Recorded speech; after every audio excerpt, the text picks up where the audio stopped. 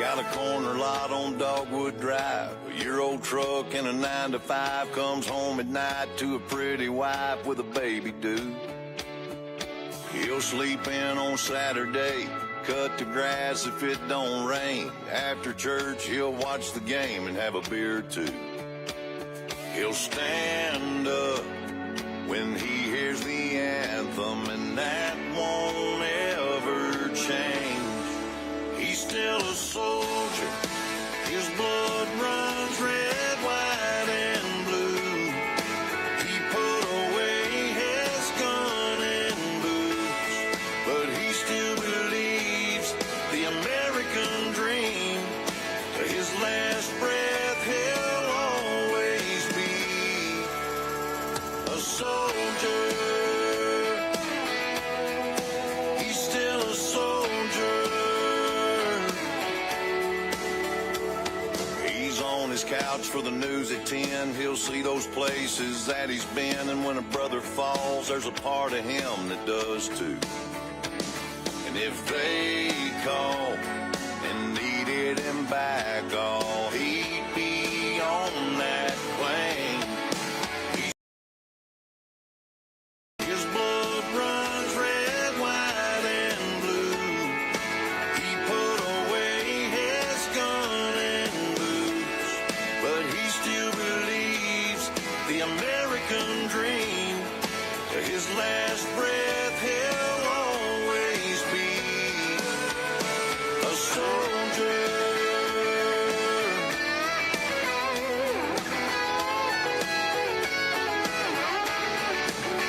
He don't wake up anymore when he hears thunder. Oh, but even if he lives to be 100,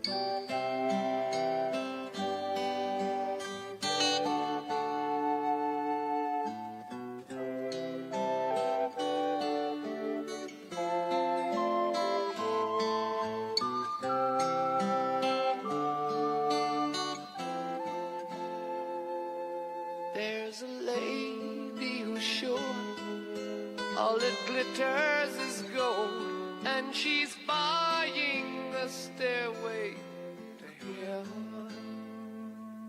When she gets there, she knows if the stores are all closed, with a word she can get what she came for. Ooh, and she's buying a stairway to heaven. There's a sign on the wall, but she wants to be sure, 'cause you know sometimes words have two meanings. In a tree by the brook, there's a songbird who sings. Sometimes all of our thoughts are misgiven.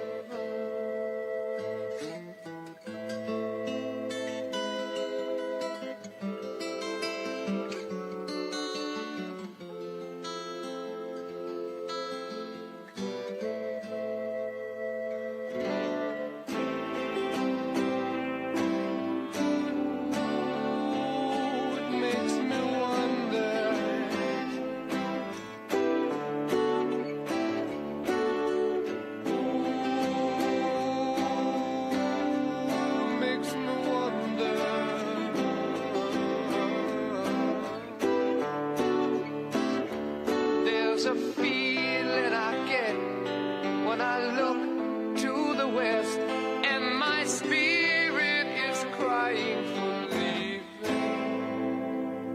In my thoughts I have seen rings of smoke through the trees, and the voices of those who stand looking.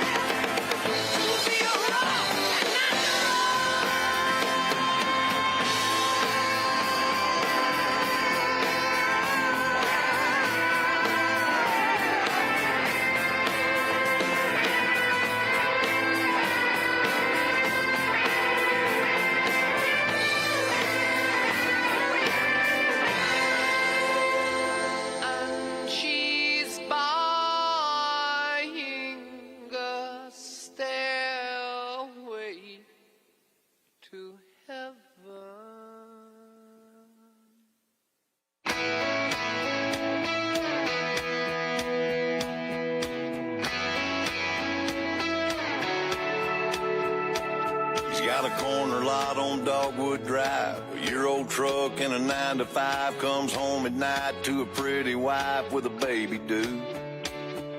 He'll sleep in on Saturday, cut the grass if it don't rain. After church, he'll watch the game and have a beer or two. He'll stand up when he hears the anthem, and that won't ever change. He's still a soldier. His blood runs red, white, and blue. He put away his gun and boots, but he still believes the American dream. To his last breath, he'll always be a soldier. He's still a soldier. He's on his couch for the news at 10. He'll see those places that he's been, and when a brother falls, there's a part of him that does too. And if they call and needed him back, oh, he'd be on that plane. He's still a soldier. His blood runs red, white, and blue. He put away his gun and boots, but he still believes the American dream. To his last breath, he'll always be a soldier.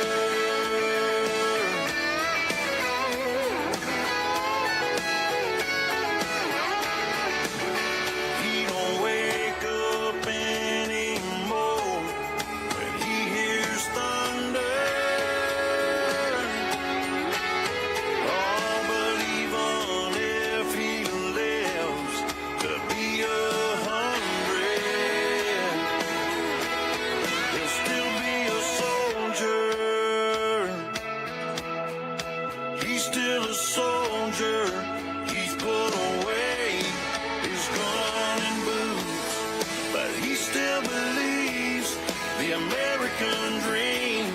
Till his last breath, he'll always be a soldier. He's still a soldier. He's still a soldier.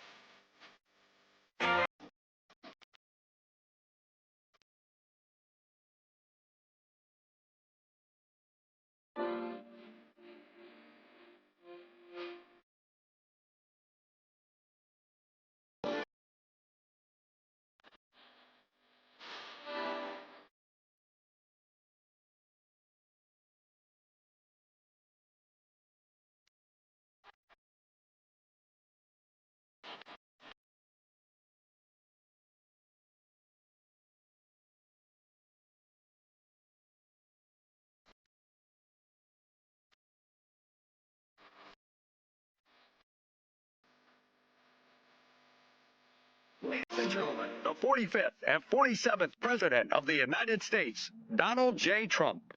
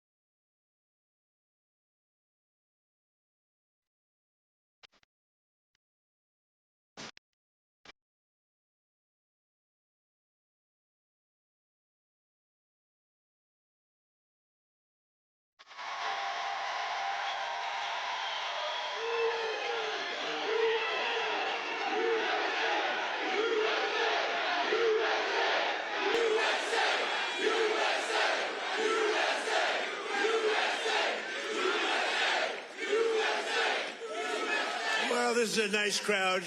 You got a lot of people. You've got a lot of people standing outside tonight. It's freezing. They got here yesterday like at 2 o'clock in the morning or something. Well, I'm worried about them. Would anybody like to give up your place? Let some people come in from the cold. You go out to the cold. I don't think so. I just want to say hello, Pennsylvania, and I'm thrilled to be back. This incredible Commonwealth with so many proud, hardworking American patriots. That's what you are. So am I. I'm a proud hard worker. I'm a proud patriot, but you're a proud patriot. Thank you very much, everybody. It's a great reception. You know, we're on to expose what happened recently when we took over. You know, it's 10 months, and already we have the largest investment ever made in the history of, not our country, of any country anywhere in the world. Think of that. But let me begin by wishing each and every one of you a very Merry Christmas, Happy New Year, all of that stuff. Remember when I started? In 2015, I made my first speech, and I said, we're going to bring back Christmas. Remember, the radical left wanted to get rid of the word Christmas. I said, I don't think that's going to work out. And we did it, and now everybody's saying Merry Christmas again. But just over 1 year ago today, with your help, we saved America. That's what happened. We saved it. In the most important election victory possibly in the history of our country was going down. We were a country that was being scoffed at, laughed at all over the world. We won all 7. Thank you, darling. She said, and you saved us. Who are you? Stand up, please. Who said that?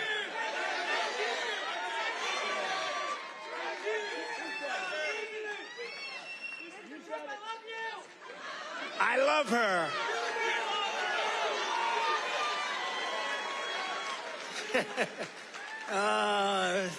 Only in Pennsylvania can this happen. I know this state. By the way, last election, did we kick ass in Pennsylvania? We won. That means we won 3 times in a row, as you know. But we won all 7 swing states. We won the Electoral College, 312 to 226. We won, and by the way, the real vote was much more than this, but we wanted to make it too big to rig. We won the popular vote for the first time of any Republican in many decades, and we won 86% of all counties in America, 2,700 to 525. That's good. We did it. Not me, we did it. And now, after just 10 months in office, I'm pleased to report that America is winning again, Pennsylvania is prospering again, and I will not rest until this Commonwealth is wealthier and stronger than ever before.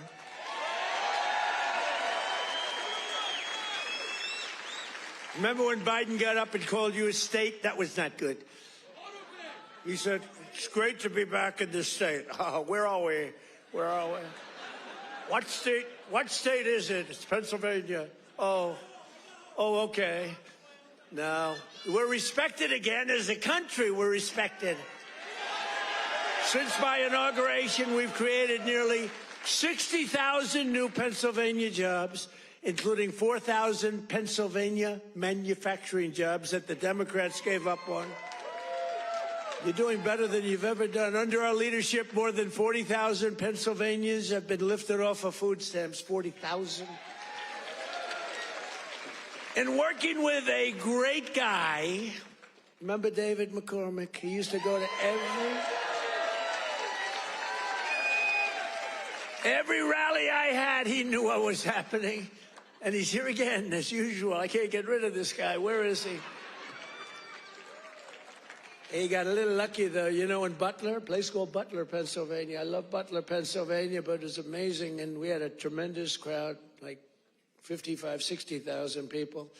Then I called David. I said, David, come on up. He was working like hell to get elected. It was a tough race. And very few people could have done what he did. But I said, right at the beginning of the speech, I said, David, come on up. Come on up. I want to, this was before the thing happened. And then I looked up and I said, you know what, David, just stay there. I'll get you later. You're so lucky, David. You're so lucky you don't know. I could have had a little differently shaped ear if it weren't for you. You know, you got very lucky that day. People don't talk about that, but I remember I called him up and I said, just stay there. Because he was walking a little bit slowly. I didn't want to take the time. Oh, boy, that was a good day for you. What a job he did. He's really a great guy, and his wife, Dina, is fantastic. Thank you. Stand up,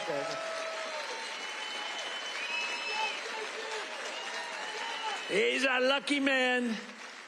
Working with Senator David McCormick, we've secured commitments for nearly $100 billion of investments in Pennsylvania. We were up here a few months ago. Some of the greatest energy companies in the world made that. We were doing it on a beautiful day. A little warmer than it is outside today, David. But over $100 billion, and we've saved a great American company. You know, we saved, this little group of people and me, saved a little company called U.S. Steel. And it's hot as a pistol now. And we have the keys to the company. It's always going to be here. It's never moving. They said, what happens if it moves to Japan? I said, you can't move a steel mill to Japan. You can move a headquarters, but the steel mill stays here. That's all that matters. And I will tell you, the company is spending billions and billions of dollars, and there was no second by comparison. Other companies were interested, and they really are. They call me all the time, tell me they're really excited about it. And, you know, they're building a lot of additional plants. It's turning out to be beyond what anyone thought possible, but we had to save U.S. Steel. U.S. Steel was one of the greatest companies, which really, for a long period of time, years ago, the greatest company anywhere in the world. U.S. Steel was, you see it with the big factories that were, 2 years ago, now it's starting to fill up. The tariffs have filled it up because people are coming here. Other steel companies are coming to Pennsylvania now because they don't want to spend 100%, 50%, 25% on tariffs. They're all coming in. It's amazing. The word, remember when I said tariff? My favorite word is tariff. True. But then I got a lot of heat from the fake news. Look at all of them back there. I took a lot of heat. I got up early on. I said my favorite. It's turning out, tariffs are bringing us hundreds of billions of dollars. I just helped our farmers out because they're starting to do really well. But in order to try and negotiate, some countries played a little cute, and we just gave them right out of a tariff money. Cost us nothing. Right out of the hundreds of billions that we've taken in, we gave the farmers a little help, $12 billion, and they are so happy. And all they want is a level playing field, and now it's happening.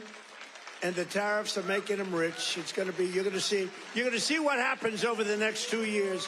It's like a miracle is taking place. But we've taken in hundreds of billions of dollars, really trillions. Scott, we have the great Scott Bassett. Scott, stand up. And if you add to that all of the companies that are pouring their money to building plants in Pennsylvania and many other states, auto plants, AI plants, plants of every type, which we would have never had if we didn't put the tariffs on. Did you see where Europe now is saying, I think we got to start doing what Trump is doing. We've got to start putting on tariffs because we're getting our asses kicked, and it's true. But, Scott, if you really think about it, it's trillions of dollars, not billions of dollars, right? So it's amazing. It's the smart people understand it. Other people are starting to learn. But the smart people really understand it. 1 year ago, under Sleepy Joe Biden, have you heard of him?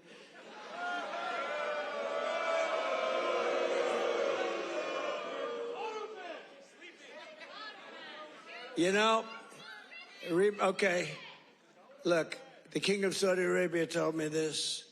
He said, sir, 1 year ago, I was in Saudi Arabia. Somebody complained that I was making a foreign trip. I went to Saudi Arabia, Qatar, and UAE. I brought back $4 trillion. They said, he shouldn't be traveling. He should focus on home. What the hell do you think I'm doing? And 250 Boeing jets. I brought back so much everything. Then they say, he should, the stupid people, they say, he shouldn't be leaving our country. Yeah, let's sit around and twiddle our thumbs. It's sort of crazy, right? But 1 year ago, the King of Saudi Arabia said it. He said, sir, 1 year ago, you were a dead country. Dead. They were focusing on China. They were looking for, who's next on line, frankly. And he's a good man. And the Emir of Qatar said it. The UAE said it. The big company, the big, smart country said it. We were a dead country 1 year ago. We were dead as a doornail. We were going down the tubes. And now we're the hottest country anywhere in the world. There's nobody close. Sure.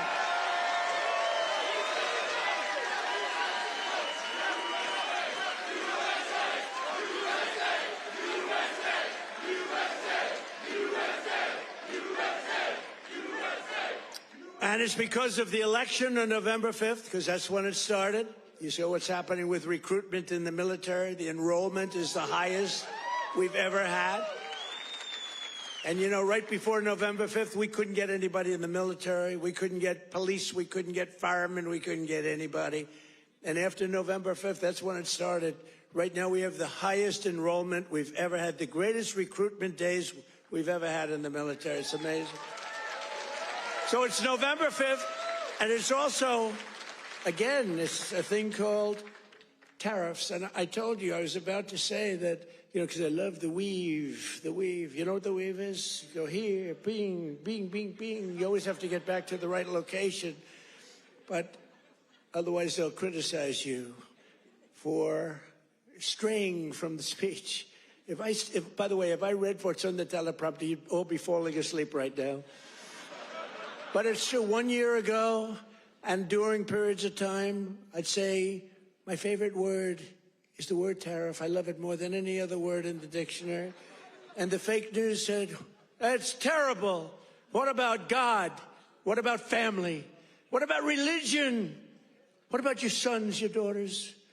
What about how terrible that's just. So I moved it back to fifth. I have it to fifth. And now I'm in no trouble with the fake news, you know? They say, what about religion? They always find, so you have to weave a little bit with the punches. You have to go, you know, the boxers, you got to go with the punches. But it's been amazing what's happened. And it's been amazing. It's a transformation of our country. I have the greatest oil man anywhere in the world. I see him sitting right there, Chris Wright.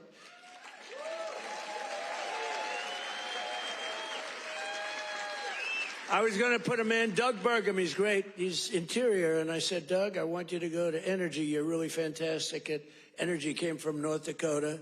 Big fracking place, state. And really a great job. He was a great governor, I would say, right? Really great. And a great person. He's doing a fantastic job. I said, I want you to head up energy, sir. I'd be good, but I'll tell you, there's one man out there in the whole world. There's one man out there who would be better than me. Who is it? A man named Chris Wright. Who the hell is Chris Wright? Give me a break. I never heard of the guy. Well, you never heard. He's the biggest there is. He's the smartest there is. The greatest oil man in the world. Chris Wright. I said, I got to see this guy. And after about 2 minutes, I understood exactly what Doug was saying. So I said, okay, Doug, you'll go to Interior. You work with, because interestingly, Interior owns all the land that has the oil. And he has all the expertise that drills the oil. And I said, you know, we'll do a friendly merger here. This is pretty good. And that's what we did. And we're right now drilling more oil than we've ever done ever before. Prices are way down. We just had 4 states. It was just reported that 4 states had $1.99 a gallon. Right? We're sawmilling. So I want to introduce Chris Wright. Stand up, Chris.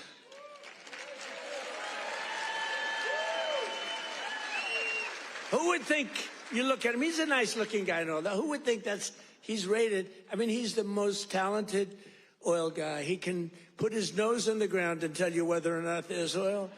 Other people have to spend billions of dollars on machinery and equipment, and it doesn't work. So I want to thank you. You're doing a great job. And is it true? We are right now, energy overall, not only the oil and gas, we are right now involved in more energy and have more energy in the works by far than we've ever had before. Is that right? Yeah. Not even close. Yeah. And I have no higher priority than making America affordable again. That's what we're going to do. And again, they caused the high prices and we're bringing them down. It's a simple message. If I had one message tonight, you know, this is being covered like all over the world. This is crazy because I haven't made a speech in a little while. You know, when you win, you say, oh, I can now rest. So Susie Trump, do you know Susie Trump? Sometimes referred to as Susie Wiles. Susie Trump. She's the great chief of staff at the, they don't use the word chief of staff anymore because of the Indians got extremely upset. But now the Indians actually want their name used, which is true. They never didn't want it used. But the chief of staff, and she's fantastic, she said, we have to start campaigning, sir. I said, I won. What do I have to do already? They said, we have to win the midterms, and you're the guy that's going to take us over the midterm. Where's Susie? Susie, come on, Susie. Look at Susie. Susie's the greatest. And who do we see there? We even brought our superstar today, Caroline. Stand up, Caroline.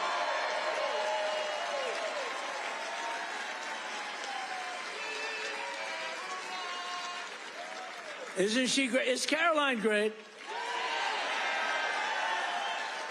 You know, when she goes on television, Fox, like, I mean, they dominate. They dominate when she gets up there with that beautiful face and those lips that don't stop, up, like a little machine gun.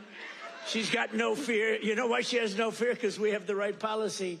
We don't have men in women's sports. We don't have to sell men in women's sports. We don't have to sell transgender to everybody. We don't have to sell open borders where the whole world is allowed to come into our country from prisons and everywhere else. So she's got a little bit easier job. I wouldn't want to be the other side's press secretary, right? Thanks, Carolyn. Great job. We appreciate it.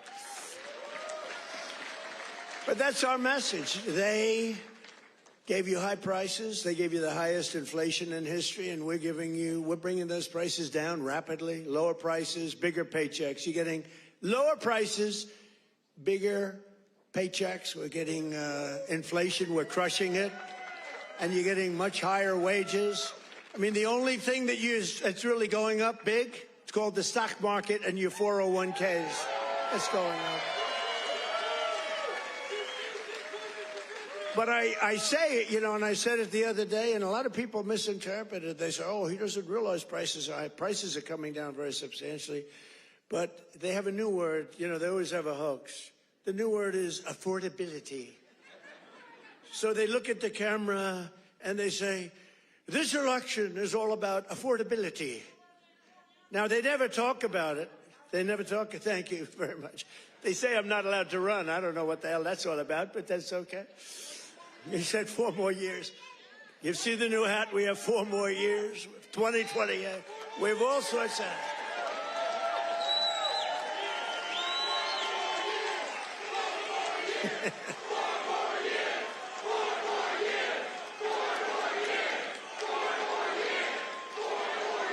Well, you know what? We have 3 years and 2 months to go. And you know what that is in Trump time? 3 years and 2 months is called eternity. We have a long time. We have a long time. But under Biden, real wages plummeted by $3,000 a year. Under Trump, the typical factory worker has already seen their wages increase by more than $1,300, and that's in just a few months. And for construction workers, it's $1,800 up versus $3,500 down, and I think their number is wrong. It's much lower than that. For miners, do we love miners? I love miners. I don't know how they do it, going 10,000 feet under the ground, and they wouldn't trade jobs with me. If I gave them a beautiful, magnificent penthouse in the middle of Manhattan, where I used to live, if I gave them the most beautiful penthouse, they wouldn't take it. They'd rather go 10,000 feet underground and dig. That's what they want. For miners, their wages went up $3,300, and we're bringing back coal. But my administration cannot talk about anything else except when they say the word coal, they have to precede the word by 2 words: clean, beautiful. So we only call coal clean, beautiful coal. Is that right, fellas? Because coal needs a little public relations help. It's a very powerful fuel. It's used by China. China makes all our windmills, but they don't have any wind farms. It's a little interesting, isn't it? Wind is the worst. That's a scam. They ruin your valleys. They ruin your peaks. And the most expensive energy, the only ones that get rich are the developers who make a fortune. You have to change your windmills. And most of them are made in China, but China has very few wind farms. You know why? Because they're smart. You know what they do have? A lot of coal. They love coal. So that's okay. But we have clean, beautiful coal, and we brought it back into vogue. We have nuclear, we have oil and gas, we have sort of everything. We don't approve windmills. We don't approve it, I'm sorry. We don't like things that kill all our birds. And that every time you put one up, only the guy that owns it makes a lot of money. Those guys, what a joke. And they are ugly, you're right, sir. But Democrats talking about affordability is like Bonnie and Clyde preaching about public safety. And they are really truly the enemy of the working class when they do it, because we're going to have a great energy policy. Our oil prices are coming down very substantial, energy prices. And honestly, with that, everything comes down, because There's nothing nearly in the category of oil. You wouldn't even know what second is. There are seconds and thirds, but it's so far down the list we don't even talk about them. You get energy prices down, which we're doing. Again, the greatest amount of drilling, the greatest amount of fuel being produced right now in our country than ever before, by far. It's not even a contest. And when that happens, those prices come down. That's why you're seeing oil per barrel coming down nicely, very nicely. We don't want to go so rapidly because we want the people that produce it to keep producing it, but they're doing good. But it's amazing. But when energy comes down, your other prices come down too, all of your prices. And that's exactly, we inherited the highest prices ever, and we're bringing them down. We inherited the worst inflation in the history of our country. Think of that. And we're bringing them down rapidly. Their entire agenda is about robbing working people to fund their far-left cronies and give lavish benefits to foreign migrants and illegal aliens. You can't do it. Look, we all have a heart. We don't like what's happening. But, you know, when they allow them to come in, we have a border that, by the way, they don't talk about the border. Why don't you talk about the border anymore? The border is, for months, it's closed. Actually, their people, because they're radical left, their people, radical left, they rate the border and everything. You know how many people came into the border over the last 7 months? You know what it is? Zero. Zero.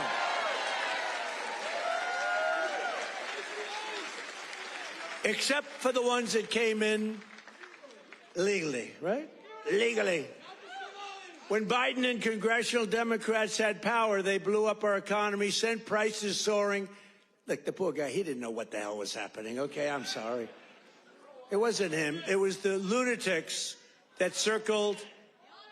Yeah, it was the auto pen. You're right. I can't believe I didn't say that. I hate when you beat me to the punchline. I would not have said. Well, I'll tell you, I'll give the fake news a little breaking news. So I believe, and I may be correct, but we're checking this. We have a bad head of the Fed. We're going to be making a change. Fortunately, this guy's out. But we have 4 members appointed by Sleepy Joe Biden. Which is better, Sleepy Joe or Crooked Joe?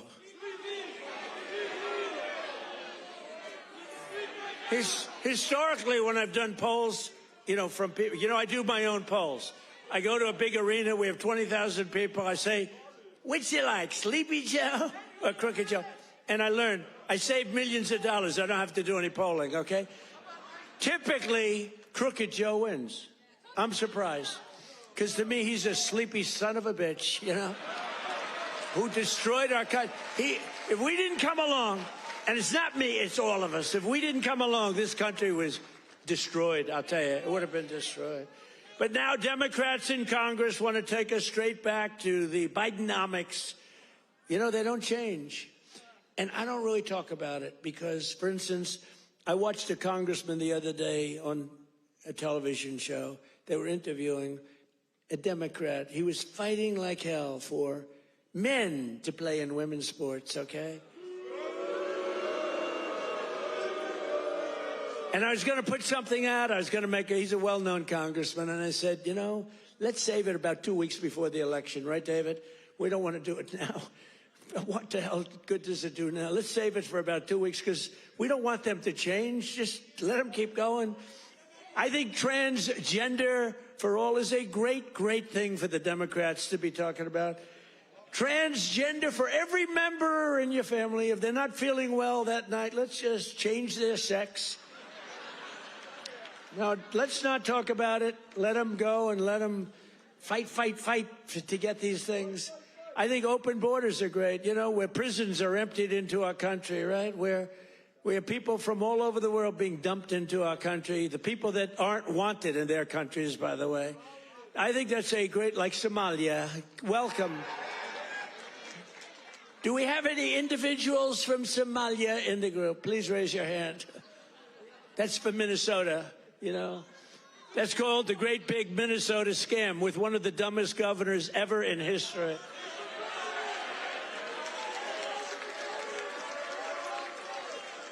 I love this.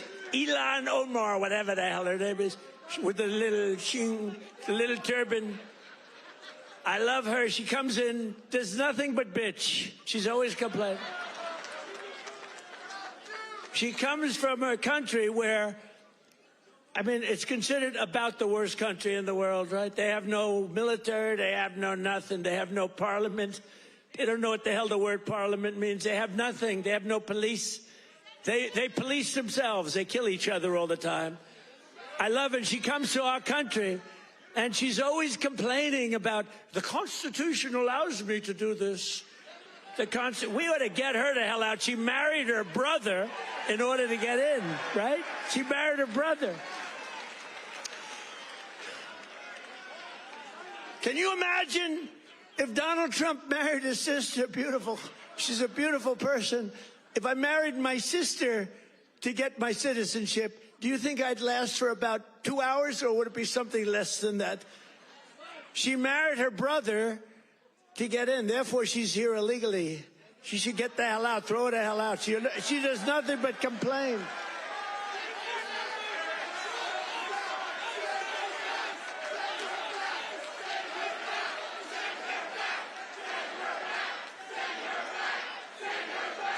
So now, and we have our Savior in this room. His name is Secretary of the Treasury, Scott Bessent. He's right there. Because that very handsome man, by the way, if you're picking the Secretary of the Treasury, is he like the perfect guy for a movie? He's made for the movie. Stand up, Scott. Look at him. No, he's central casting. He's central casting. But you don't, under that beautiful exterior is a killer. And here's what happened. He is in charge of the investigation of Somalia and the billions of dollars they have robbed from Minnesota, right? I hope you do your job. I hope you're not one of these Republicans where something comes up and they don't do what they should do because they're nicer people. You know, they're much nicer people than the Democrats, but Scott's actually not a nice person at all. So, Scott, you're in charge of that investigation? Okay, I'm not interfering at all. I'm just saying, please do a good job, honest and fair, right? Honest and fair.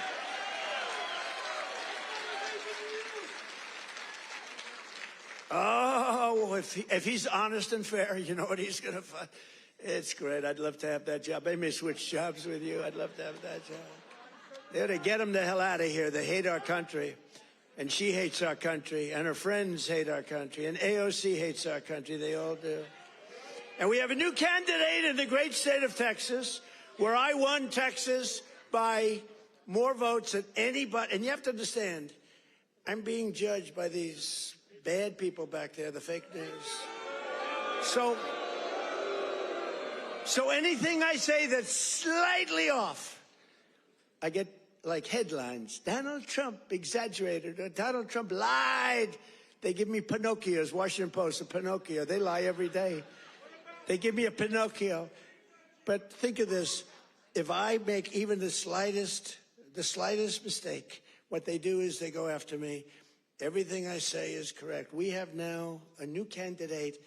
I won Texas by the largest vote in the history of Texas 3 times, okay? I love Texas. Just like I love Pennsylvania, the Commonwealth of Pennsylvania. Just like I love, honestly, every one of our states. I love all of our states. And we've done so well. I love all of our states. What? By the way, is this a different country now than we had a year and a half ago? Right? What a difference. Crime is way down, despite the fact that we have many, bad people entered our country. Many of them are being taken out. Ultimately, they're all being taken out. Washington, D.C., we had a tragic incident, as you know, with the 2 incredible people. What a terrible thing that was just 2 weeks ago, right? Just a terrible National Guard, terrible thing. Sarah and Andrew. Sarah passed away. She's looking at us from heaven from above, and she was killed almost instantly. They kept her alive. Her parents came from West Virginia, another great state. Her parents are incredible. They couldn't believe it. She was 20 years old, perfect.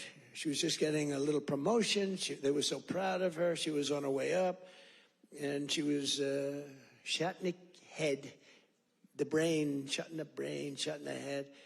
They were able to keep her alive long enough for her parents to come in from West Virginia and say goodbye to her. And Andrew is the second one, who's also from West Virginia National Guard, incredible people. And so they were both from West Virginia. And his mother's named Monica. And Monica's the most positive person I've ever seen. The night that he was so badly hit and the doctors gave him almost no chance, I called their hospital room and spoke to her. And she said, sir, he'll be fine. Oh, no, I'm telling you, I'm praying. The whole country is praying. Sir, I'm telling you, don't worry about it. He's going to be fine. This is the mother talking to me. And the father's like devastated. He's an incredible guy, too, both. And I went and invited them to the Oval Office, and they came in. She said, sir, he's fine. It was amazing, actually. And today, Monica, she said, we're all praying, and I'm praying. And then she called to say, sir, he moved his finger today. This is like 3 days later. He moved his finger. And today I got a call that he got up from bed. Do you believe that? He got up. He got up.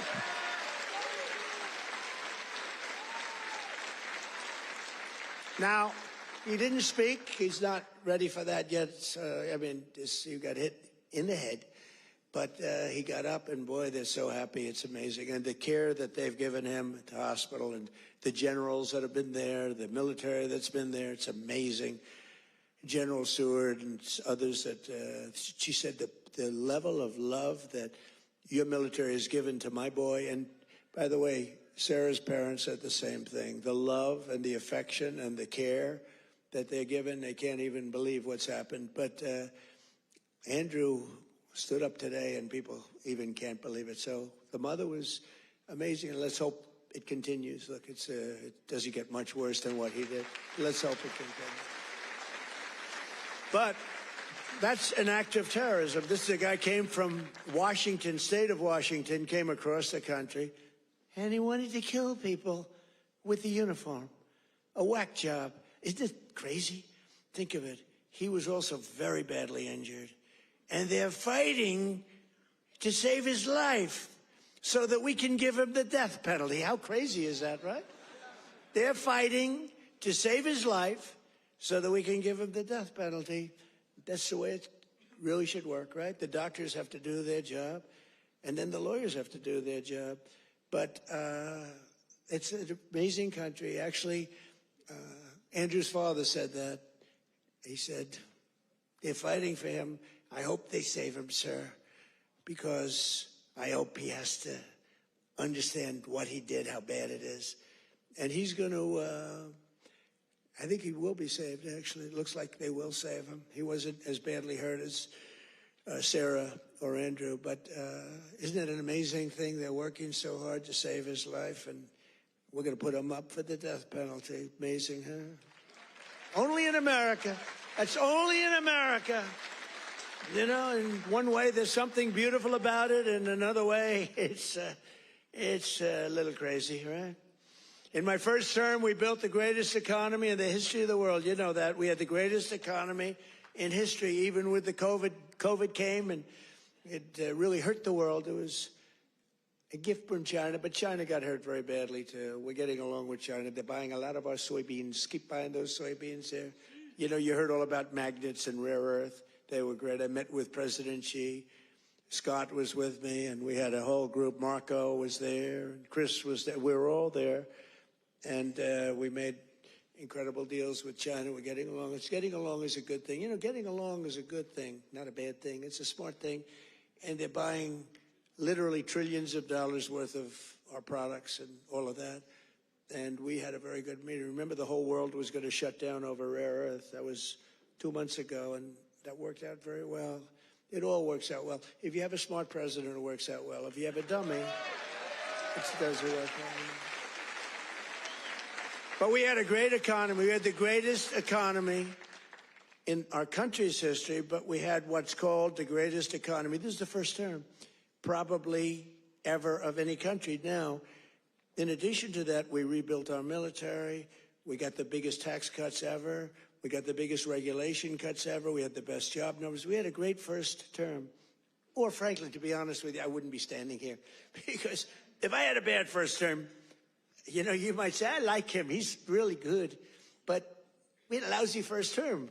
You're not going to vote. You voted for me because we had a great, despite all of the Russia bullshit, despite all of the impeachments, you know, think of it. The impeachments, all of the crap we had to go through with these crooked Democrats. They're crooked as you could be. They're bad people. They're sick people. But despite all of that, we had an amazing first term. Our second term is blowing it away. It's blowing it away. So we're doing it again, but bigger, better, and stronger than ever before. There's more work to do, but today, 22 states, we're setting 22 total. Is that right, Chris? That just came out, that statistic. We're down lower than we've been in 7 years in gasoline prices and oil prices, not just the 3 states that I talk about with $1.99 a gallon. How would you like to have $1.99? You know, that's the equivalent of a very major tax cut. You know, when you get the energy prices down, it's really the equivalent, maybe even in many cases better than a big tax cut, which we gave you. We gave you the biggest tax cut ever in the first term. We then gave you, with the great big beautiful deal, which is phenomenal, we gave you something that's even better than we did. We gave you an extension of the biggest tax cuts and the biggest tax cuts ever, even bigger than the first term. And that's one of the reasons that your 401ks are through the roof. It's one of the reasons that the stock market is at the highest point. So rent prices are down, dairy prices are coming down very strongly. The cost of Thanksgiving turkeys was down by 33% compared to the Biden era. Biden era. You know what you did during the Biden era for Thanksgiving? You said, oh my God, this is terrible. It was a rotten Thanksgiving. And Walmart, I thank them. You know, they came out with a big, like sort of a numbers thing, a chart, and they had it 25% less. So that's pretty good. A Thanksgiving meal with all of the trimmings is 25% less under Trump than it was a year ago under Biden. That's a good start. We're bringing it down, and we're coming down more. We're coming down a lot more. Takes a little time to come down. They were ruining it. They're going to destroy our country. The cost of a Christmas ham, what? Don't forget who? Eggs. I'm getting to eggs. But you're right. Remember with eggs where I had my first news conference. 2 days went by and I had a news conference, right? Unlike Biden, 2 years go by, he still didn't have it. Remember? He'd walk off the stage.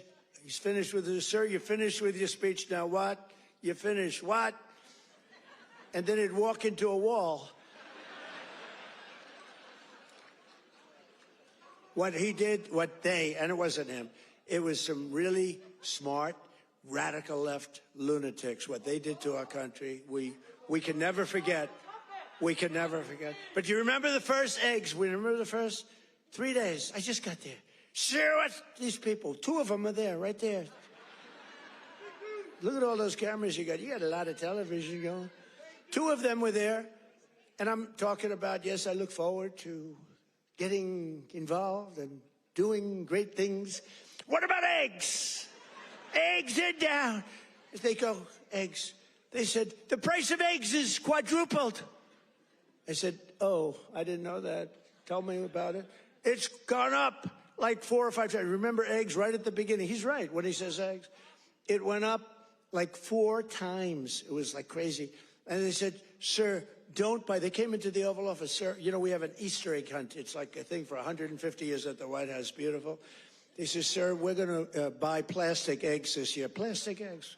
We don't have, you know, enough eggs to go around for that. I said, you're going to buy regular eggs. And by the time Easter comes, We're going to have so many eggs, you're not going to know what to do. You're not buying plastic. And we didn't. And Brooke Rollins, our Secretary of Agriculture, did an incredible job. And eggs dropped like a rock. And we ended up buying a lot of eggs for a lot of... But the price of eggs is down now 80% since March. Think of that. And we have two price charts. Do you remember the last time I pointed to a chart? My all-time, I don't care what these charts say, my all-time favorite chart was the chart I had in Butler. I said, let's look at the chart. Ding, bing. I don't care how good that chart looks. It's shit by comparison to the one in Butler. It's nothing. I like the Butler chart. Remember, that was on how great employment was and all this, but I like it for other reasons. Look at that chart. It's good, but now as I talk about the Butler chart, I don't even want to look at it. Doesn't mean anything. But look, Biden price increases and Trump price increases. Look at Biden. Up 37, 24%, 22, 21, 30.7, 30.7 again, 10.4%, 49%. Trump, the price is down 5.1, 4.2, 0.5, down 4%, 2 points, 2.9. Look at that. Our prices are coming down. Their prices, it's a hoax. They're just, remember they said the Inflation Reduction Act. Remember that? Billions and billions, hundreds of billions of dollars. The inflation, and after they got it approved, because we had a few Republicans that went along with that whole hoax.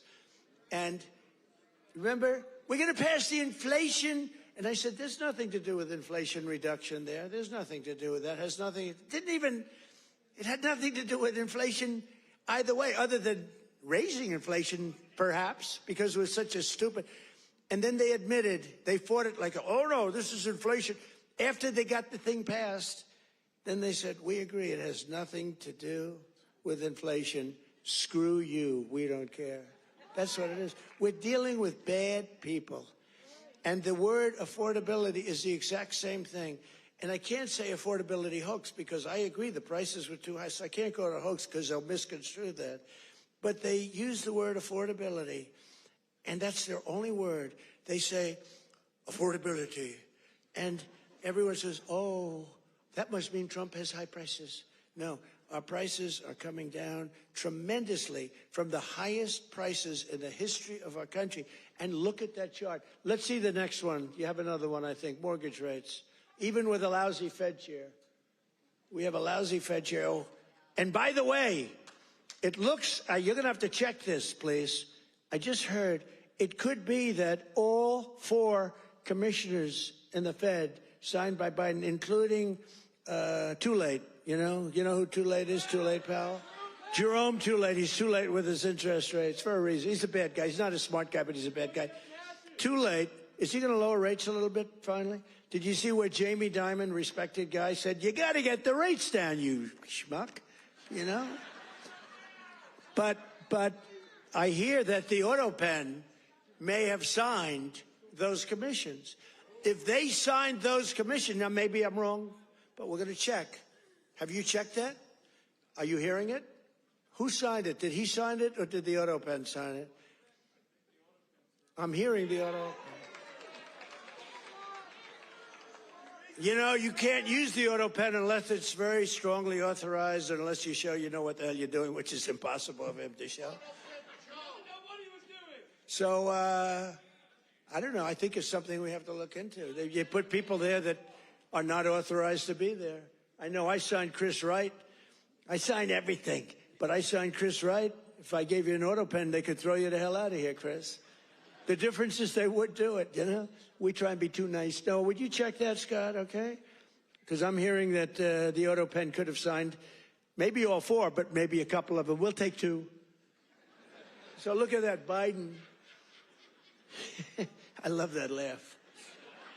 Who's the woman with that great hearty laugh? That's a woman that likes Trump. That's not beautiful.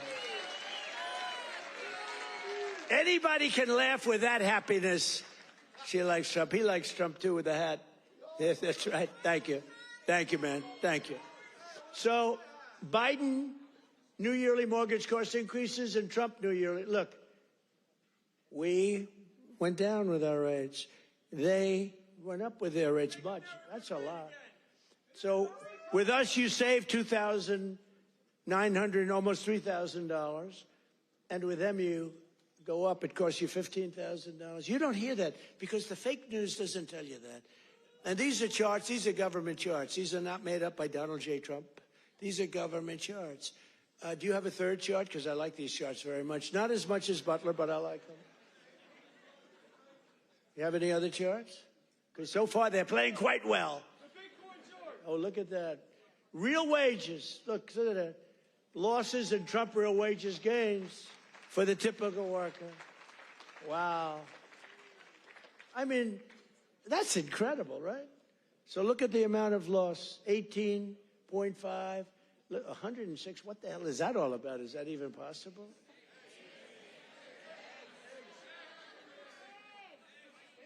Biden food. Oh, I see. No, that's the eggs. You moved that chart very quickly.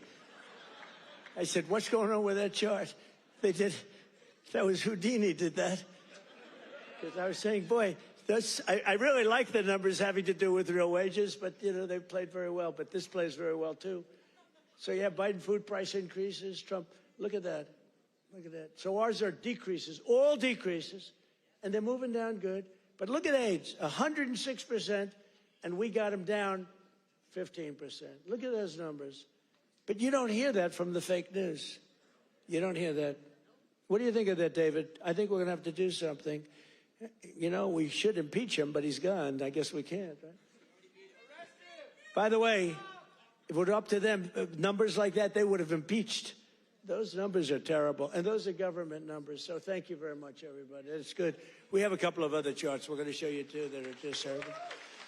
We're also working to bring down the cost of health care. Obamacare is a scam. Under Obamacare, trillions of dollars were given directly to health insurance companies.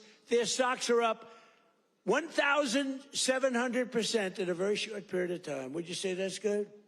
Obamacare's primary purpose was to pay off insurance companies. You know, the insurance companies back the Democrats very heavily. I want to give billions of dollars directly to the people. I want to take all of the billions and billions and actually trillions, but over a period of time. And I want to give all of that money we give to the big, fat, rich insurance companies, and I want to give them nothing. I want to give nothing to the insurance companies. I don't want to give all, because they're sucking our country dry with this scam by the Democrats. That was Obama, and I've always said it, Obamacare, but now you see the numbers because your premiums are going up on Obamacare and everything. It's forcing everything up. But we want the money go directly to the people. We want you to go out and buy your own health insurance, and you'll get much better health insurance at a much lower cost. Everybody knows this is the best way to go, but the Democrats, they're bought and owned by the insurance companies. So let's see how many of them have the guts to vote for this. You know, we're putting in bills where all of that money, hundreds of billions of dollars, goes to the people to go out and buy your own health care. And everybody's different. Some are young people, some are older people. It's a much different, really, set of criteria. In 4 years under Biden, Democrats secured less than $1 trillion in new investments in our country. Think of that, though. And we've done in 10 months, we've set the all-time country record by many times. I'm going to get the exact numbers many times. 18, what are we over 18, right around 18 trillion? We could hit $20 trillion in the first year with 10 months, 18 trillion versus less than 1 trillion. And I'll tell you what, it was going to go down if it wasn't going to be like even anything. It would have been negative because companies were pouring out of our country. The stock market is set 51. This is in less than 10 months. The stock market is set 51 all-time record highs. There's never been anything like that. Bum, bum, bum. Bum, bum, bum. It's set, think of that. It's set 51 all-time record highs in less than 10 months. I was as of about 3 weeks ago. Before I entered office, 100% of all new net jobs were going to migrant workers. Think of that. 100% of new jobs were going to migrant. These are government numbers, by the way. These are not Trump numbers. These are government numbers. Because they say, well, did Trump come up with these numbers? No, I didn't come up. I'm just... Migrant workers and illegal aliens got 100%. But since I took office, 100% of all net job creation has gone to American citizens. How about that? Now, how about that? Even I will give myself a hand. Now, think of it. 100% went to American citizens before 100% went to people that came into the country illegally. Again, many of them from prisons, many of them gang members, drug members, Tren de Aragua. More Americans are working today than at any time in the history of our country. That's why when they ask about the economy, you know, you have fake polls. How's Trump doing? You hear these numbers. How's Trump doing on the economy? I was interviewed by a very hostile group today. I said, why am I doing these people? They're hostile. But they were relatively fair because they can't beat you. I don't mind. I can be interviewed by anybody. Were you concerned if you're doing badly, you don't want to be interviewed by bad people. But they can't do anything to you because the numbers speak. It was Politico. I did an interview today. It was a good interview because they have no ammunition. The one person said to me, it's unbelievable. Our economy is unbelievable. There's never been anything. But the Democrats go out, prices are too high. Yeah, they're too high because they caused them to be too high. But now they're coming down. One of the most important ways we're defeating inflation is by unleashing American energy, including oil, gas, and clean, beautiful coal right here in the Commonwealth of Pennsylvania.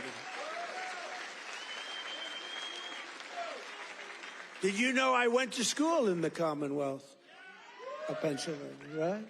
The great Wharton School of Finance. I love the Wharton School. Became a little liberal, but these are minor details. But the Wharton School, one of the greatest schools in the world. I went here and I loved it. I loved the school, and I love Philadelphia. Philadelphia's gotten a little rougher. But we're going to take it. And you have a great football coach, and you have a great running back, Saquon.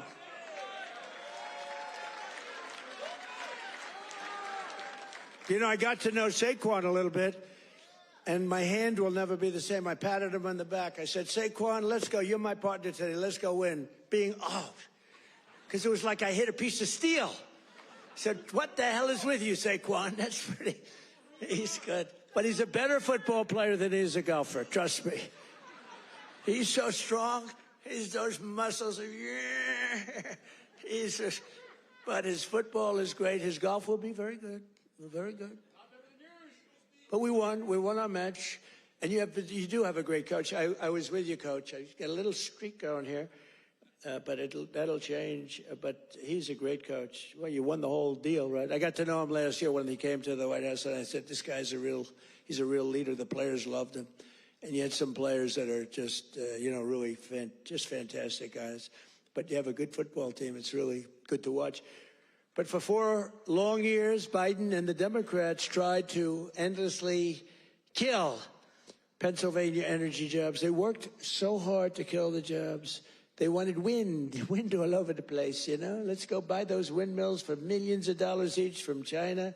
Every time it goes around, you lose $15. Did you know that? That's on average. You're supposed to make money with energy. You're not supposed to lose money with energy. And everybody that's doing wind is in virtual bankruptcy right now. If you look at UK, I told he's a nice man, Starmer, Prime Minister.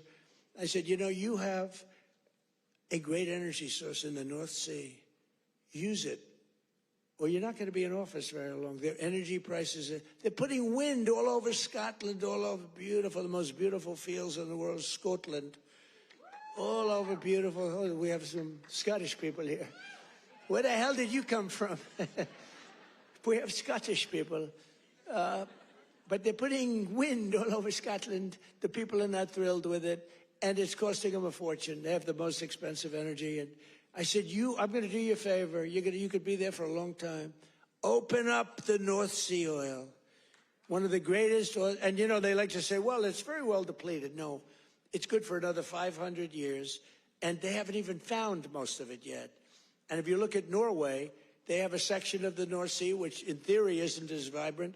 And it's a very rich country. You know, they have a tremendous worth because of the North Sea. But UK has to, if they don't go back to oil, I think a lot of bad things are happening to Europe. You know, that their immigration policies are so bad. It's so bad. They're destroying our beautiful Europe. I love Europe. They're destroying Europe, and they better do something. I'll give them just some free advice. I'm focused here, but I give them free advice. They better be careful, because immigration and energy are going to destroy Europe.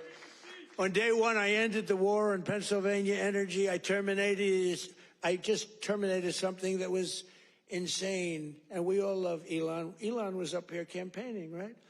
But I said, Elon, I think electric cars are great, but not everybody wants an electric car. And I ended the insane electric vehicle mandate, where everybody was supposed to have an electric car by the year like 2030 or some ridiculous year like that. It's just not going to be that way. I don't think it'll be some like hybrids, some kind of like gasoline powered. I mean, the nice thing about gasoline is we have 2,000 years worth of we have more gasoline, we have more oil and gas than any country anywhere in the world. Is that right? And they want us to go to batteries. Let's go to batteries. We don't have battery content. So let's go to batteries, according to these morons that were in our country. Let's not use oil and gas, which we have more than any country in the world. Let's go to batteries. Well, we have to go to the Congo and get it from China. But I actually stopped the war with Congo and Rwanda, and they said to me, please, please, we would love you to come and take our minerals, which we'll do. But I stopped the Green New Scam. It's a total scam. And, you know, we had, they used to call it global warming. Then they called it 15 other things, and none of them worked. So they came up with climate change, remember? Climate change. Because you can't go wrong with climate change if it goes up. Remember, global warming, and then the temperature started going down like a rock. Remember? We had global warming, and they sent that big, beautiful ship with all scientists on it. And it went into deepest Alaska. It went up through the ice. And the global warming, it was getting so warm. Except, unfortunately, they had a bad few weeks. It got so cold that the ice just crushed the ship. We had to take those poor bastards out by helicopter. The scientists, they said, one guy was petrified of helicopter. He said, I have a choice, go down in the ice with the ship or go in a helicopter. He chose the helicopter. He made it. But we have a very simple policy, right, Chris? Drill, baby, drill. We have a simple policy. And natural gas production is booming. Coal mining is up by 2.4 million tons a month. And we're also reviving Pennsylvania manufacturing. And with our historic tariffs, steel production is roaring back. We're building steel mills all over the country. And U.S. Steel is coming back at a level never thought possible before. And I was up.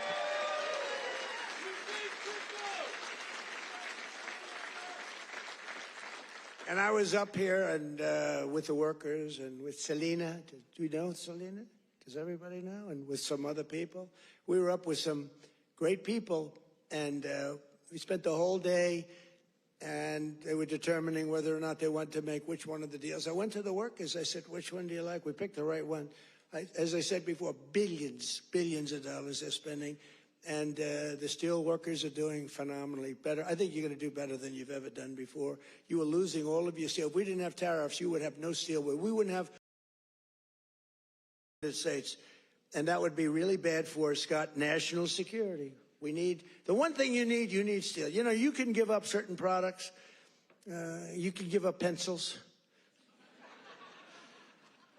It's under the China policy. You know, every child can get 37 pencils. They only need one or two. You know, they don't need that many. But you always need steel. You don't need 37 dolls for your daughter. 2 or 3 is nice, but you don't need 37 dolls. So we're doing things right. We're running this country right. We're also putting thousands of dollars in the pockets of hardworking Pennsylvanians with the largest tax cuts in American history. That's no tax on tips, no tax on overtime, no tax on Social Security for our great seniors, no tax.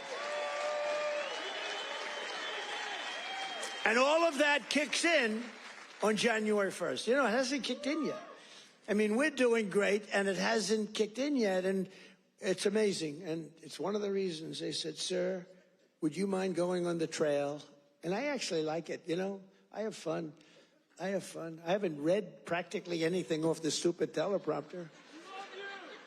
And then my speechwriters they're getting awards for some of the finest speeches, and I haven't even read them.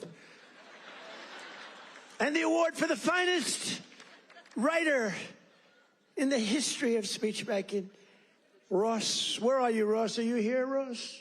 Where the hell is Ross? Ross, are you here? Look, first time I've ever introduced him. Ross, get over here. I got it. He's a young, handsome man. He's the greatest. Thank you, Ross. Very low-key guy. Thank you. Look at Ross. He's so shy. I can't believe it. We're joined today by Donna Zajac, a mom and a waitress of over 45 years who lives in Stroudsburg. Does everybody know where Strouds? I know where it is.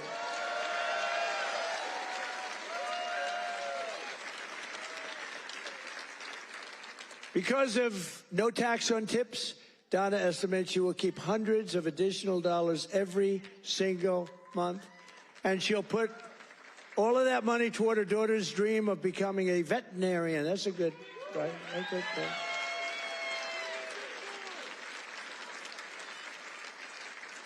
Are you here, Donna? Where's Donna? Oh, come on up, Donna. Come on. Come on. You want say a few words. Look how beautiful she is. She stood up. She wasn't supposed to come up, but when I looked at her, I said, come on up, Donna. Look how beautiful she is. You're not allowed to say that anymore. You know, in politics, if you say somebody's beautiful, that's the end of your political career. I say, I don't care. I don't care. Come on up, Donna.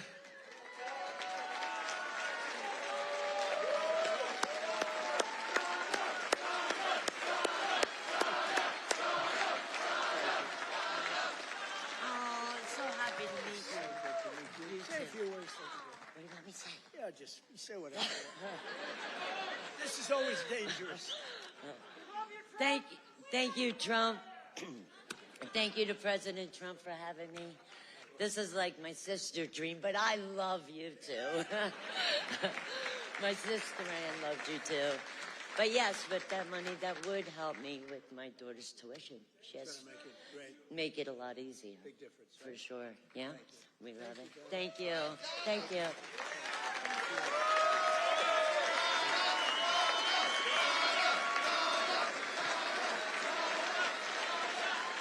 A star is born. That's all I say. A star is born. Is your sister here? Is your sister here, Donna? Are you? Oh, hello. How are you? Good family. Well, thank you. Thanks, Donna. That's beautiful. Also with us is Marine Corps veteran Sean Downey, who now serves as a firefighter and a local first responder. Sean worked over 400 hours of overtime. That's a lot. And thanks to no tax on overtime, he'll take home thousands of dollars extra, which he plans to use to buy your first home. And thank you. Where's Sean? Good, Sean. Good. So you're going to use that money well, right? That was not an easy one to get approved. You know, it all went through Congress. I had to really push hard. I was not nice. I was not nice to get you that money, but you're going to use that money to get a house, right? A first house? Good. Well, you have a great future. Thank you very much. And here as well is Megan Hemhauser from Cresco, Pennsylvania. Megan's husband works 10 to 15 hours of overtime a week operating heavy equipment while she bartends and waits tables at night and homeschools her 2 children during the day, getting more and more prevalent. Homeschooling getting more and more. It's happening. That's okay. It's good. But thanks to no tax on tips and no tax on overtime, more than a quarter of their income will be tax-free. Megan, do you want to come up? Come on, Megan. Come on up.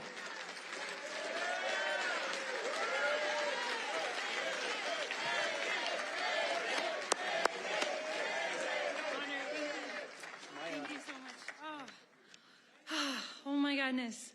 Thank you. Thank you so much. As President Trump said, I'm a mom, a wife. I homeschool my 2 brilliant children. And the no tax on tips is incredible. No tax on overtime is incredible for my husband. And it all comes back to our family. It saves us, and it's for the future of our children. And it's been such a blessing to be home with them and to have them here with me tonight. And thank you for everything, President. Thank you. Thank you. I want to show that. You know what's great? So she had these notes, right? Not notes, it's a speech. She never even looked at it. She was great. It's much better when you don't have to read it. Ladies and gentlemen, thank you. So I just thought, great job. That's a great job. Thank you. Thank you so much. Thank you. Thank you. Thank you. That's great. Never looked at the notes.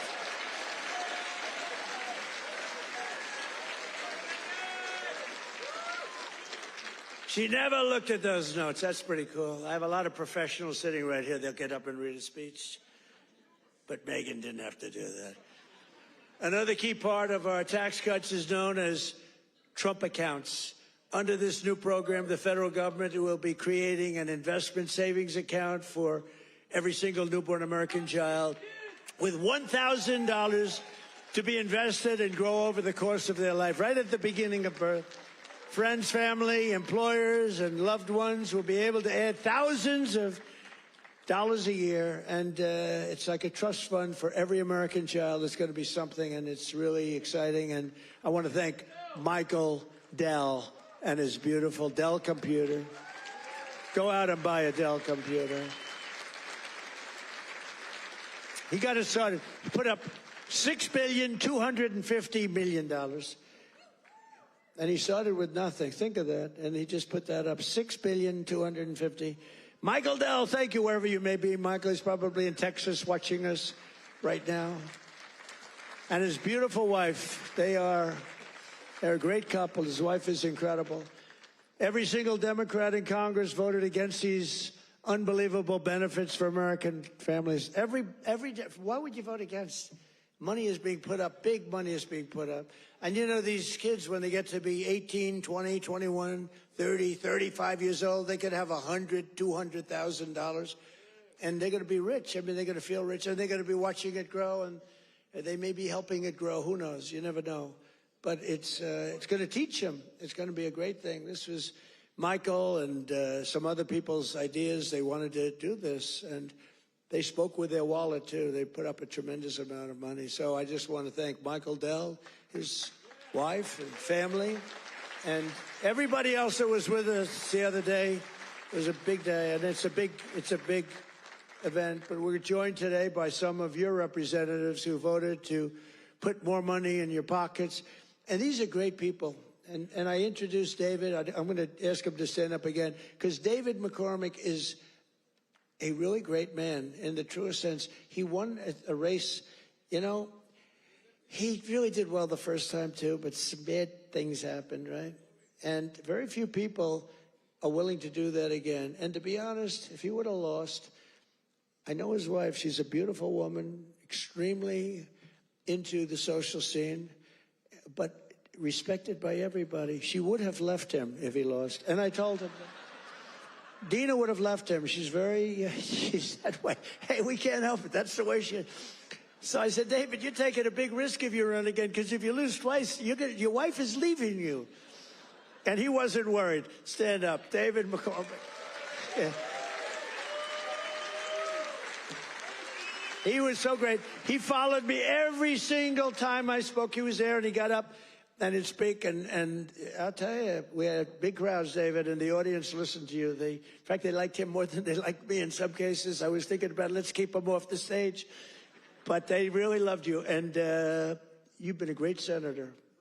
And you have a great wife. Thank you very much. Thank you. And a congressman who's been a warrior, and a couple of guys that have just been unbelievable. But Rob Bresnahan, would you stand up, Rob? What a job you're doing, huh? Young, handsome, central casting. Great job. Thank you very much, Rob. Great job. And another one. These are warriors, these two guys. But the three of them. And then you have the senator, but the three of them. Ryan McKenzie. Ryan, thank you. And it's hard for me to explain how hard they work, but they were working so hard getting that big, beautiful bill. I call it the great, big, beautiful bill passed. You know, that was supposed to be in 17 bills. And I actually said it because I'm not that experienced. I haven't been doing it that long, believe it or not. I haven't been doing this. I had one man, he was a congressman, and we had a big meeting, and he was telling us all how to do something. And I said, I disagree with that. He said, sir, I've had 22 races, and I've won 20 of them. I know what I'm doing. And I said, sir, I've had 3 races, and I've won all 3 of them. And mine was for president. And he said, all right, you got me on that. He's actually a good man. He got a little carried away one day. But that's because these guys wanted to do it my way, too. So we had 17 bills prepared, Dan Muser, right? Stand up, Dan. What a great guy. Stand up, Mrs. Muser. Dan is he's a very powerful congressman, but he's a great person, great man. All 3 of these guys, they're warriors, and your senators, very few people that I've ever met that would take that risk. It was a risk. You know, it takes guts to run for public office, right? It takes guts. A lot of guys talk, including me. I talked about this for a long time before I did it. It takes courage to run for any public office because, you know, you can be very embarrassed. You can ruin your life. Look at me. I got impeached. I got indicted. I was never going to be impeached, indicted. I get indicted like 87 times with these stupid. See, they should have indicted me once. They would have had a better chance. With all of the, I used to get up. It was very important. I'd get up and say, here we go again, ladies and gentlemen, I got indicted again. And nobody believed the whole thing. And then I'd explain it, and it turned out to be a hoax. I mean, it was a total hoax. They're very, very bad, very, very bad people. But Dan Muser has been a great congressman. He was thinking about running for governor. I think you would have won if you ran, but you know, in a selfish way, I like you in Washington even better. So I want to thank you very much. Great job. Thank you. That's even more important. Thank you. Thank you very much. And thanks as well to Secretary of the Treasury, Scott Bessent, and Secretary of Energy, Chris Wright.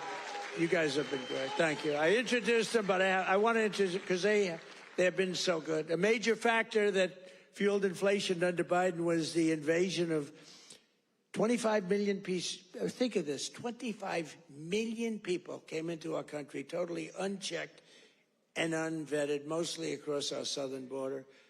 10 months ago, we inherited the worst border in the history of the world, and now we have the strongest border in the history of our country. We've never had a border that strong. And people don't talk about it. You notice they don't talk about it. When I was running, it was the biggest thing. And before I was running, that's all they talked about, the border, the border, the border. And now I fixed it. Nobody wants to talk about it. Even my people. They say, sir, don't put it in your speech. Why? Because nobody cares about the border. You fixed it. No, but you know how bad that is? Because they forget what you did. We had a border that was so bad. Everybody, criminals, everybody pouring into our country. Anybody. You know, the Congo, I just settled that war. The Congo, their entire prison population was set into our country. Venezuela, their entire prison population was dumped into our country. And now we have the tightest border we've ever had. We have one of the strongest borders anywhere in the world. I would say there's one country that has probably a stronger border. You know what that is? You know what that is? North Korea. North Korea, I think, has a stronger border. But other than North Korea has 7 walls of wire, and each of them has 1 million volts of electricity going through it. So if you get over one, you're dead for the next one. If you get over one, you're in very bad shape. If you get over 2, you've set a record. So I don't know, Scott, I think we give North Korea the safest border. Don't you agree? You know, but ours is pretty safe. And I want to thank Pete Hegseth and the military for helping us.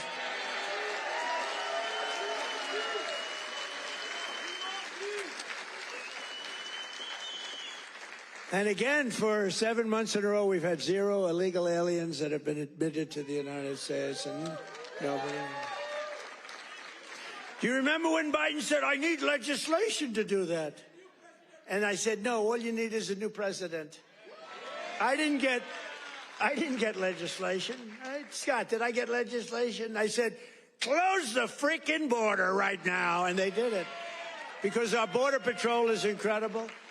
ICE is incredible. That ICE, poor ICE, they take a lot of abuse, but they're the toughest people. And again, Washington, D.C. now is, we had the tragedy, which was a terrorism tragedy, but we have Washington, D.C., the safest it's been in 52 years. Think of that. And a year ago, you couldn't walk down a street in Washington, our nation's capital. And now restaurants are booming, restaurants are opening. The restaurants were all closing. Now the restaurants are opening. You can't get into a restaurant in Washington, D.C.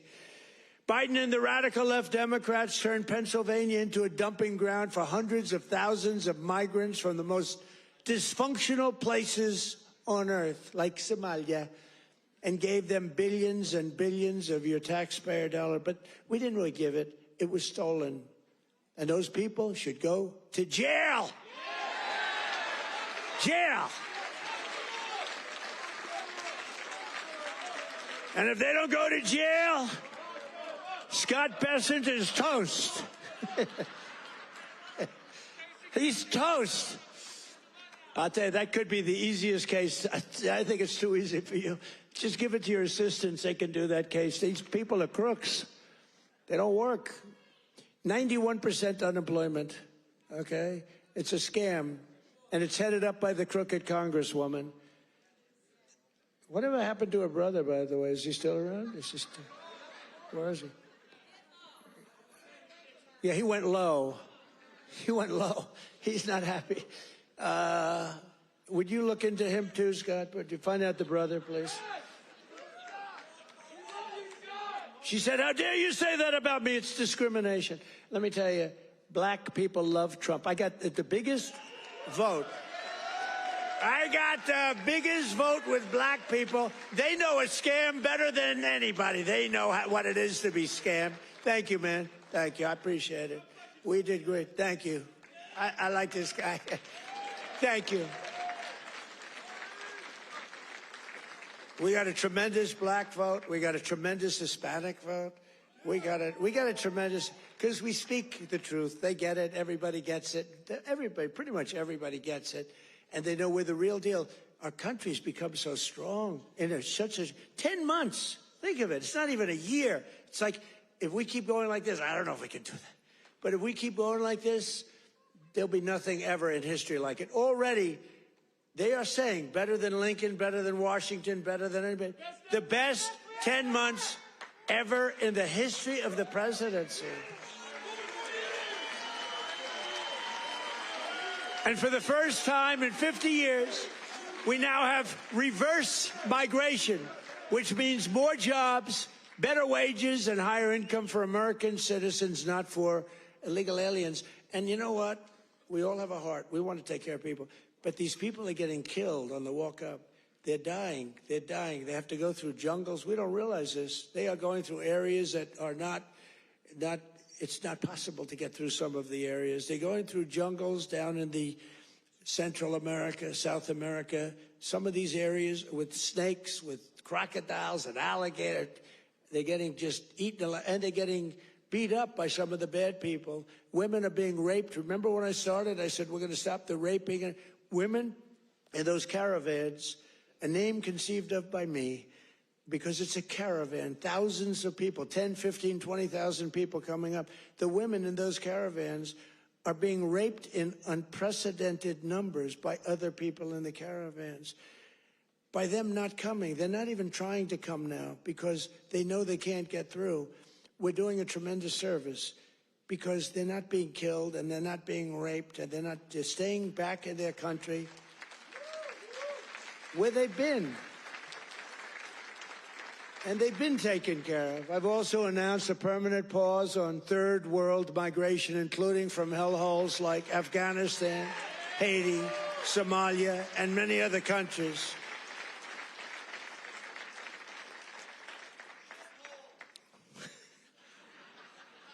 I didn't say shithole, you did.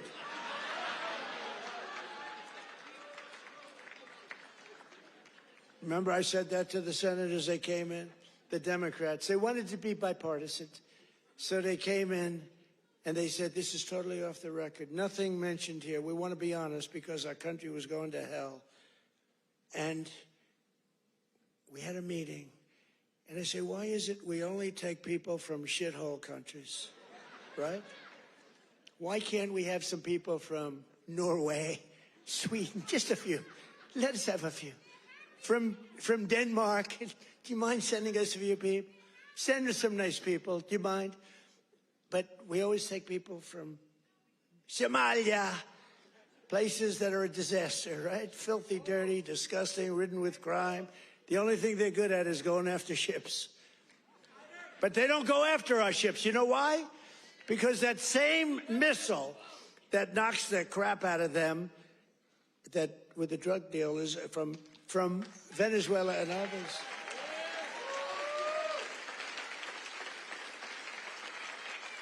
That same missile, think of it, from hundreds of miles away, we have the greatest military, we have the greatest equipment, we make the greatest equipment in the world. I bought more equipment. We rebuilt the military in the first term.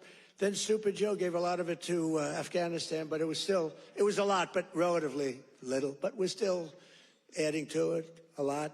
But I'll tell you what, I'm looking at this big tough guy with the red hat on. I like that guy. But stand up, let me just see what you look like. Nobody's going to mess with him. Okay. He's central casting. Thank you very much. Very good. I see he's enjoying it. I like people that enjoy things because you got to smile about this whole thing.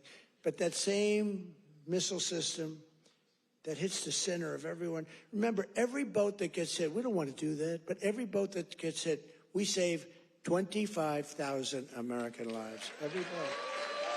And when you view it that way, you don't mind.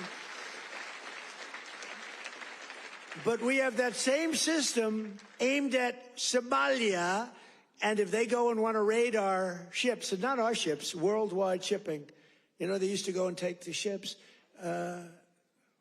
When one or two of them get hit, they say, we'll pass. So we've cut down drugs, 94% coming in from sea. 94, right? 94%, Muser. 94%, Muser. That's pretty good. We're trying to figure out who the hell are the other 6%. They're finding it very hard to get people to navigate those waters. The problem is nobody wants to go fishing anymore either. They don't want to get in boats. They don't want anything to do with boats. I think we've destroyed the boat market. Other than that, it's been very effective. We've cut it down 96%. Think of that. And now we're going to do land because the land is much easier. And it's even more prevalent. If you don't share our values, contribute to our economy, and assimilate into our society, then we don't want you in our country. We don't want you.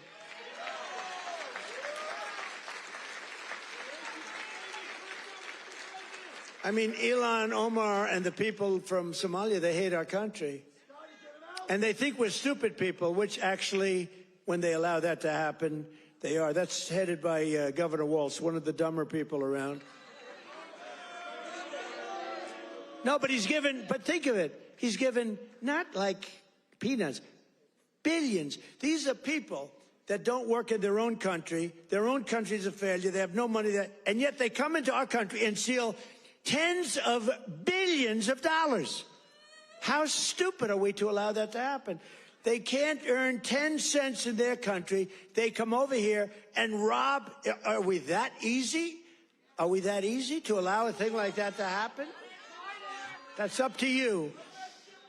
And look at what's going on in North Carolina. We have a big Senate race. We have a fantastic man, Michael Whatley, running as a Republican, head of the Republican Party, won elections, won the presidential election for us. He's running against a governor who's a radical left lunatic. And Michael should win. I don't know. It's hard. You beat a two-term governor, but the governor didn't do a good job. But what's happening in North Carolina? Two of the most vicious murders that anyone's ever seen in Charlotte. And it's all run by the Democrats. What's going on there? The young lady from Ukraine, you saw that one where a guy from behind just cut her throat on tape. Can't even watch it. What's going on in North Carolina? You need a Republican running that, and you've got to have a Republican senator elected. If you don't, and Michael Whatley's running, he's going to be great. So we have people from North Carolina here. Otherwise, I wouldn't be wasting so many words. You know, it's a Senate race, but you agree with me, I think, Mr. Senator, right? Together, we've achieved more in less than 1 year than most other administrations have achieved in 8 years. And we're restoring law and order to our cities, backing the men and women of law enforcement. I love law enforcement. And standing with the heroes of ICE and Border Patrol. We've ended political correctness in our military. We've renamed the Department of Defense into the Department of War. I said to Pete, you know, Pete's a tough cookie, and I said to Pete, I used to do interviews with him, and all he wanted to talk about was the military. I said, this guy's great, smart guy, great education, great everything. The press gave him a hard time, real hard time, but he's really proven to be very, very good, very, very strong. Young, strong, smart. We have Raisin Cain, the great general who knocked out ISIS for us in 4 weeks. Raisin Cain, they said it was going to take, right? They said it was going to take 5 years, sir. Or, sir, it'll take 5 years. He said, sir, I can do it in 4 weeks. Did it in 3 weeks. Knocked out ISIS. He did a hell of a job in knocking out the Iran nuclear capability. We knocked out the Iran nuclear capability. Now compare that to Jimmy Carter, the Democrats. Well, he was a nice man, but he was. But we don't really want a nice man. You want to have somebody that's capable. You know, they were talking about Greg Gutfeld. He's a very good guy. Greg Gutfeld, very good guy. But Greg Gutfeld he didn't like me very early in his, he didn't like me. I don't know, he just didn't like me. And it was all right, but, you know, it's okay, I'll live with it. Then all of a sudden he started saying, you know, I don't like this guy, but everything he says, he gets it done. And, you know, then he went on a couple of months later and he started going like, I'm starting to like that guy better. Every damn thing he says, he gets it done. And it's all really good, common sense, tough stuff. I've never seen anything like it. Everything he says, he gets done. And then he started to really like me. And then we did an interview. It was supposed to be a 10-minute interview. It lasted for 2 hours. There was a good chemistry. And he did 5 shows, all 5 shows that week. And he got the highest ratings that anyone's ever gotten in that time slot. And he became legendary. I'm happy for him. But there was something.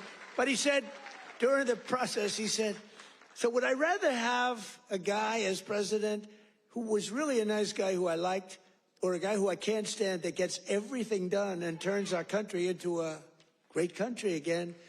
And he was smart. It was a very interesting process, but he's a great guy. He's doing really well. Totally dominates the late night. Totally dominates against those morons that they have at the other. Kimmel, what bad people. In 10 months, I ended 8 wars, including Kosovo, Serbia, Pakistan, and India. They were going at it. Israel and Iran, Egypt and Ethiopia. You didn't know about that. Armenia and Azerbaijan. And I hate to say this, one named Cambodia, Thailand, and it started up today. Tomorrow I'll have to make a phone call, and I think they'll get it. Who else could say, I'm going to make a phone call and stop a war of two very powerful countries, Thailand and Cambodia. They're going at it again. But I'll do it. So we're making peace through strength. That's what we're doing. We've cut federal funding for any school that pushes critical race theory or transgender insanity. No more money. We banned the chemical, surgical mutilation of children. Think of this. Can you imagine if you were up here 15 years ago? We have banned the chemical mutilation of children. They'd say, this guy's crazy. We actually had to ban it. But think, can you imagine that? Or I have stopped men from playing in women's sports. They'd say, this guy's crazy. Men don't play in women's sports. Stop men. Well, that's another thing. We stopped men from playing in women's sports, and we're restoring the name of a great president, William McKinley, to Mount McKinley in beautiful Alaska. And I renamed the Gulf of Mexico into the Gulf of America.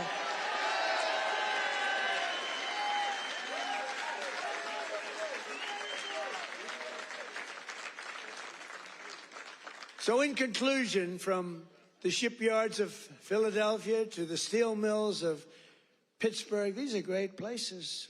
Maybe some of you don't even realize it, you know. You get used to it a little bit too much sometimes, but these are great places. From the union halls of Scranton to the kitchen tables of millions of Pennsylvania families, we're bringing prosperity and pride surging back to this magnificent Commonwealth. We're bringing it surging back. You're hot. Our country's hot, and you're hot. Together, we're repairing 4 years of disaster by the radical left Democrats in Congress and by the worst president in the history of our country. He is. I mean, it's not a question about that. He's just the worst president in the history of our country. The damage thank you very much. The damage he's done to our country is something we can never forget. After just 10 months, our border is secure, our spirit is restored, inflation is stopped, wages are up, prices are down, our nation is strong, America is respected again, and the United States is back.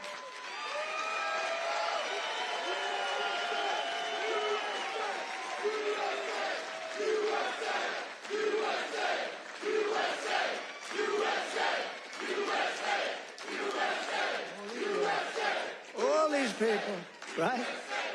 All these all of my friends right up here. Every single, thank you very much. Thank you. Thank you. Appreciate it. He looks like The Rock. You look like The Rock. Stand up. Let me see what you look like. Yeah, look at that. The Rock would be very happy with that look.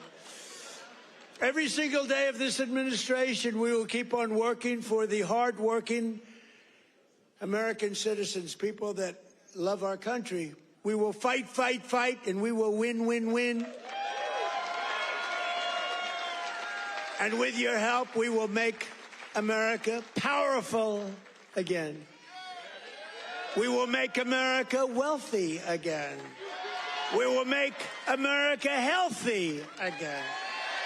We will make America strong again. We will make America proud again. We will make America safe again. And we will make America great again. Thank you, Pennsylvania. Thank you. We love you, Pennsylvania.